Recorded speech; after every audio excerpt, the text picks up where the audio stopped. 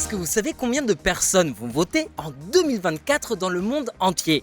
Entre les élections présidentielles et législatives, qu'elles soient à l'échelle nationale, régionale ou municipale, on estime que près de la moitié de la population mondiale va voter. Pas moins de 76 élections vont être organisées durant l'année, si elles n'ont pas déjà eu lieu. On pense à l'Inde, au Pakistan, à la Russie, au Mexique, dans les 27 pays de l'Union européenne pour élire le Parlement européen. Mais l'élection sur laquelle on aura indéniablement tous les yeux rivés, comme à chaque fois d'ailleurs, ce sera les présidentielles aux États-Unis. Une élection à l'issue de laquelle on risque de voir Trump revenir à la Maison-Blanche. Surtout que l'inflation porte un sérieux coup au bilan des 4 années passées au pouvoir de Biden. D'autant plus que l'âge du candidat démocrate est un réel handicap pour sa popularité. D'après un sondage du Washington Post, 63% des citoyens US considèrent que Biden n'est pas apte à briguer un second mandat. Mais ce n'est pas de Biden, mais de sa vice-présidente dont on va vous parler aujourd'hui. Si vous pensez que la cote de popularité de Biden n'est pas franchement dingue, vous n'avez pas encore vu celle de Kamala Harris. Kamala Harris, l'incroyable vice-présidente en voie de disparition. Pour beaucoup, Kamala Harris a laissé une empreinte mitigée, voire pas d'empreinte du tout. Et c'est loin d'être un détail insignifiant, même que ça inquiète particulièrement le parti démocrate. Pour avoir une chance de vaincre Trump, en plus de polir leur bilan, les démocrates ont aussi besoin de renvoyer une image d'unité, de cohésion. Et c'est précisément ici que Kamala Harris joue un rôle crucial. Mais comment ça se fait? Est-ce que toute l'attention ne devrait pas être portée au candidat à la présidence Joe Biden? Pourquoi est-ce qu'on devrait s'intéresser à sa vice-présidente? Et surtout, pourquoi est-ce que son rôle est si important? On t'explique tout dans cette vidéo. Comment Kamala a brisé le plafond de verre?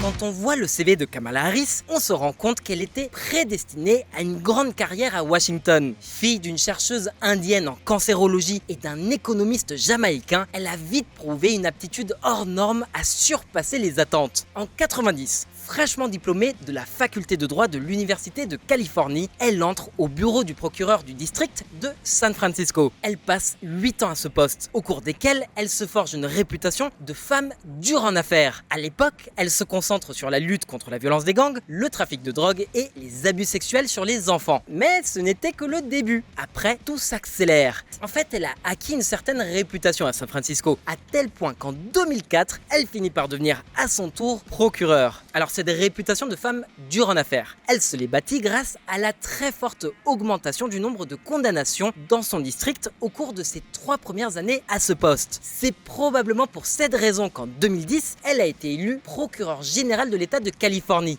devenant en passant la première femme et la première personne noire à occuper ce poste.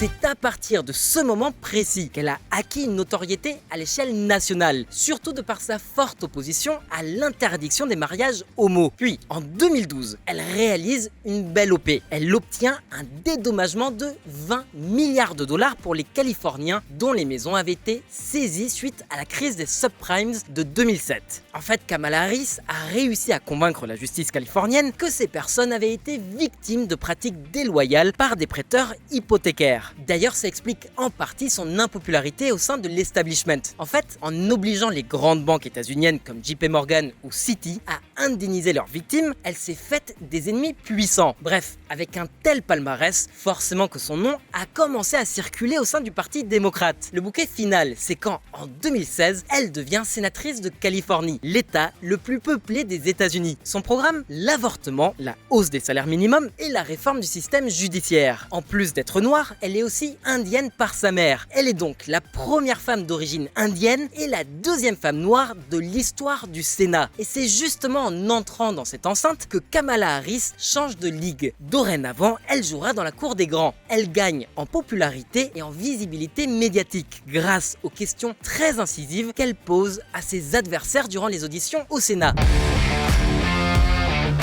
Forcément, elle s'est sentie pousser des ailes. Le Sénat ne lui suffisait plus. C'est pour ça qu'en 2019, elle a annoncé sa candidature au présidentiel de 2020. Elle se voyait comme la rivale idéale de Donald Trump. Mais une série d'erreurs de communication ont entaché sa réputation jusqu'à ce qu'elle soit à court de financement pour sa campagne. À sa place, c'est Joe Biden qui a été nommé candidat du Parti démocrate. Mais suite aux tensions qui ont secoué le pays après l'assassinat de George Floyd, Biden a fait le choix de la réconciliation. États-Unis, Joe Biden choisit comme vice-présidente Kamala Harris, une personne intelligente, forte et prête à diriger. C'est comme ça que le 20 janvier 2021, Harris est devenue à la fois la première femme, la première personne noire et la première personne d'origine indienne à occuper le poste de vice-présidente des États-Unis. À l'époque, tout portait à croire qu'elle serait la digne héritière de Joe Biden le moment venu. Mais 3 ans plus tard, en pleine course présidentielle, elle a complètement disparu du paysage. Alors, qu'est-ce qu'il s'est passé avec la fulgurante carrière de Kamala Harris? Chapitre suivant. Le déclin. Que Kamala Harris ne soit pas devenue un élément central de la scène politique intérieure n'a rien d'inhabituel en soi. Aucun de ses prédécesseurs n'a particulièrement excellé dans ce domaine. On pensait que Kamala Harris allait marquer son époque, qu'elle serait une vice-présidente très active qui pourrait même faire de l'ombre à Biden, comme Dick Cheney en son temps durant l'administration Bush. On s'attendait à une sorte de Vice, on s'est retrouvé avec une VIP. Des vice-présidents influents, il y en a quand même eu quelques-uns. Al Gore sous Bill Clinton, Biden sous Obama, mais surtout Dick Cheney sous George W. Bush. Mais Harris, on l'a pas trop entendu en fin de compte. Et pourtant, c'est pas faute d'avoir joué le jeu. Les analystes de la politique intérieure états-unienne considèrent que Kamala Harris a fait exactement ce que l'on attendait d'elle. Elle a joué la partition qui lui avait été donnée sans tenter d'éclipser le président. La vice-présidence n'est certainement pas le meilleur tremplin pour devenir président à son tour. Au cours des 50 dernières années, seuls 2 VIPs ont réussi cet exploit, George Bush père et Biden lui-même. Après, si on remonte plus loin, on a aussi Nixon, ou alors Ford, qui a été très chanceux. Il devient d'abord vice-président suite à la démission de Spiro Agnew, avant de devenir président après la démission de Nixon. Il y a aussi eu Harry Truman qui a dû endosser la présidence après la mort de Franklin Roosevelt à cause de sa maladie, ou encore Lyndon Johnson après l'assassinat de JFK. Bref, cet effacement de Kamala Harris derrière Joe Biden n'a a priori rien d'étrange. Techniquement, elle a joué son rôle à la perfection. Elle a même brillé dans certains domaines, notamment au Sénat. Kamala Harris bat le record de votes décisifs au Sénat. La vice-présidente a obtenu à 32 reprises des votes décisifs au Sénat, reflétant la faible majorité des démocrates et la polarisation plus large de la politique. En fait, la Constitution prévoit que la vice-présidente soit aussi la présidente du Sénat, mais elle n'a pas le droit de vote, sauf en cas d'égalité exacte des votes. Ce n'est que dans cette configuration qu'elle a le droit de départager les 2 camps. Du coup, ça prouve bien à quel point la politique domestique est polarisée. Mais son vote décisif le plus important, c'est quand elle a voté l'approbation du plan de relance économique post-pandémique de Biden. 2000 milliards de dollars censés servir de nitroglycérine dans le formidable moteur économique nord-américain complètement grippé par la Covid-19.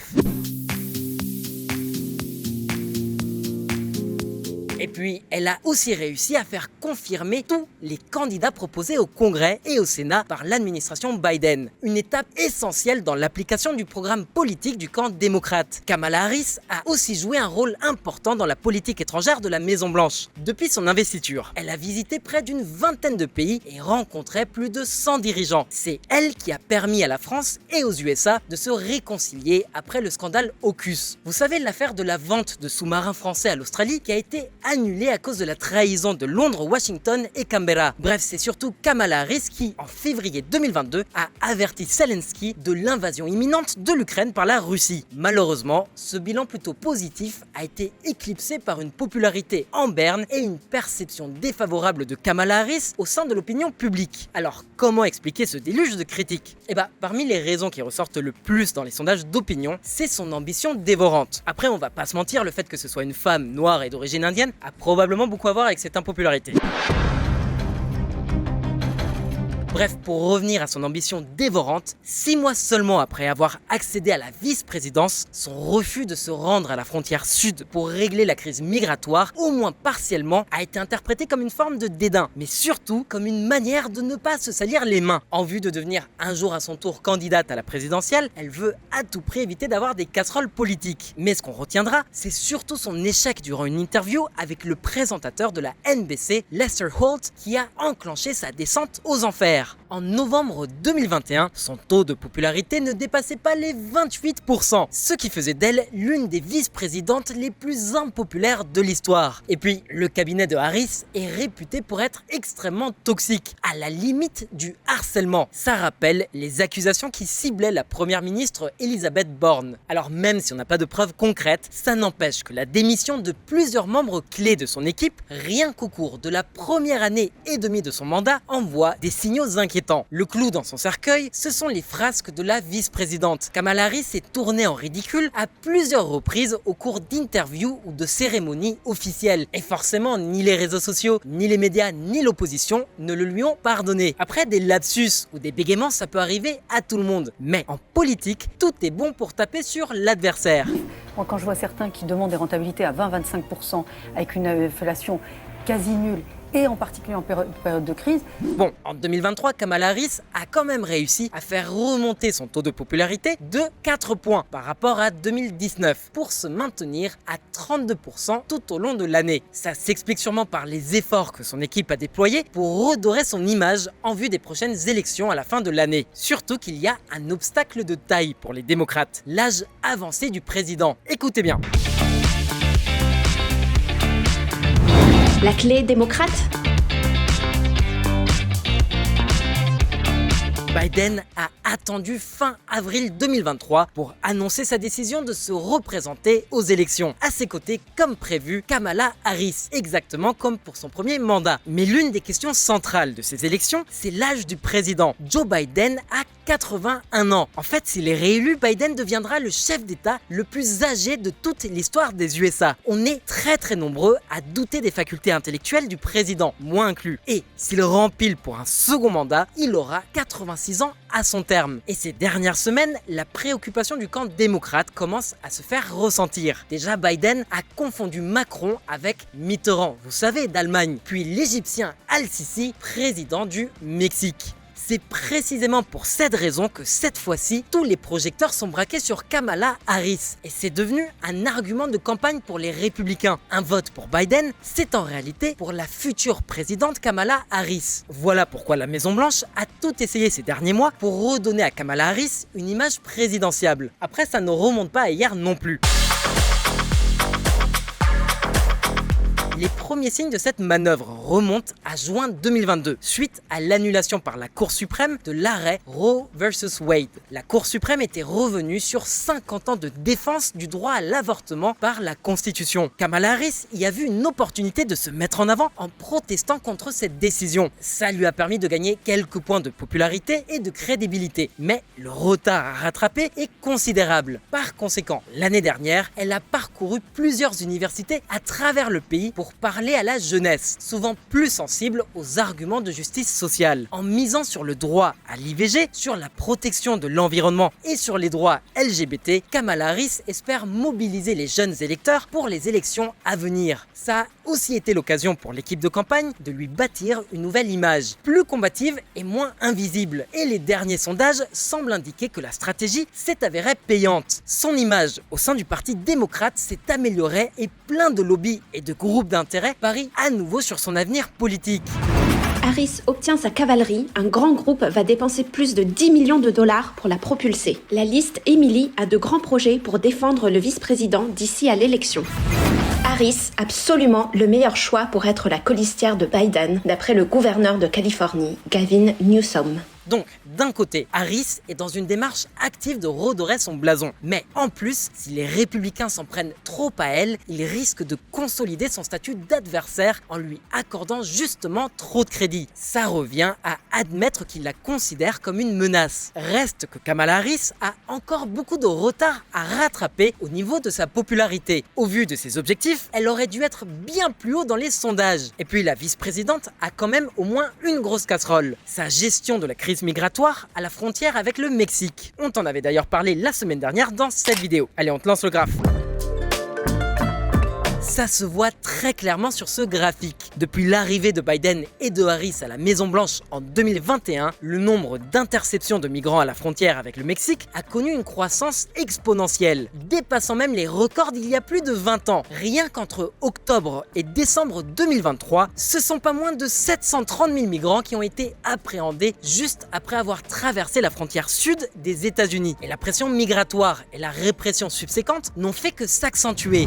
La caravane massive de migrants se dirigeant vers la frontière états-uno-mexicaine est la plus importante depuis plus d'un an et pourrait atteindre jusqu'à 15 000 personnes, prévient un activiste. Le cabinet de la vice-présidente, responsable de la politique migratoire de l'administration Biden, a formulé une réponse à cette crise migratoire en se concentrant sur le triangle nord. Alors ce triangle, c'est quoi ? En fait, c'est l'ensemble composé par le Guatemala, le Honduras et le Salvador. On a déjà largement couvert le sujet sur Diplo. Les migrants centra-américains fuient la pauvreté, la corruption et surtout l'insécurité. Et comme les USA sont à quelques centaines de kilomètres seulement, les perspectives d'une vie meilleure les motivent à se lancer à l'aventure, bravant 1000 dangers pour avoir une chance de s'en sortir. Kamala Harris a donc fait la promotion d'une stratégie états-unienne pour combattre les causes profondes de l'immigration centra-américaine. Un plan de 4,2 milliards de dollars pour améliorer les conditions de vie des centra-américains et éviter qu'ils ne migrent vers les USA. La Maison-Blanche a aussi organisé plusieurs réunions avec le président mexicain AMLO pour mieux coordonner leurs efforts de lutte contre l'immigration clandestine et pour renforcer la sécurité de part et d'autre de la frontière. Mais jusqu'à présent, ces mesures n'ont eu que peu ou pas d'effet. Déjà parce qu'elles ne répondent pas aux faiblesses structurelles qui, tous les ans, poussent des dizaines de milliers de personnes désespérées à quitter leur foyer et leur famille pour fuir la violence et la misère. Ça prendra des années pour vérifier les effets de ces mesures. Surtout que l'exécution du plan de l'administration Biden n'a pas été si efficace que ça. Et c'est bien là le problème de la politique. Faudrait réfléchir sur le temps long. Mais les échéances électorales ne sont pas compatibles avec cette condition. Les électeurs veulent des résultats visibles rapidement. Surtout que la crise migratoire est devenue le deuxième principal sujet d'inquiétude pour les citoyens US. Le candidat Donald Trump va tout miser sur la crise migratoire et l'inflation pour fragiliser la position de son adversaire politique. Pas surprenant donc de se retrouver avec ce genre de résultats dans les enquêtes d'opinion. Selon un sondage Times-Siena, Trump serait en tête dans 5 États critiques, alors que les électeurs critiquent sévèrement Biden.